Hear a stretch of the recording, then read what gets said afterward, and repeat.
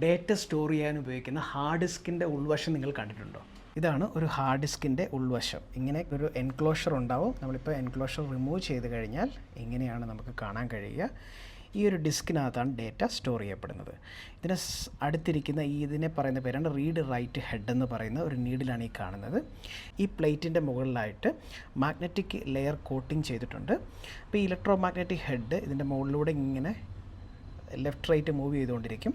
ഈ മൂവ് ചെയ്തുകൊണ്ടിരിക്കുന്ന സമയത്ത് ഇതിന് കറക്റ്റായിട്ട് ഓരോ ലൈൻസിലും, നമ്മൾ ലൈൻസ് ഇത് സർക്കുലറായിട്ടാണ് ഇരിക്കുന്നതെങ്കിലും ഇങ്ങനെ റൊട്ടേറ്റ് ചെയ്യുന്ന സമയത്ത് ഇറ്റ്സ് ലൈക്ക് എ ലൈൻസ്, ഒരു ലൈൻസ് പോലെ ഇങ്ങനെ ക്രിയേറ്റ് ചെയ്തുകൊണ്ടിരിക്കും ഡേറ്റാസ്.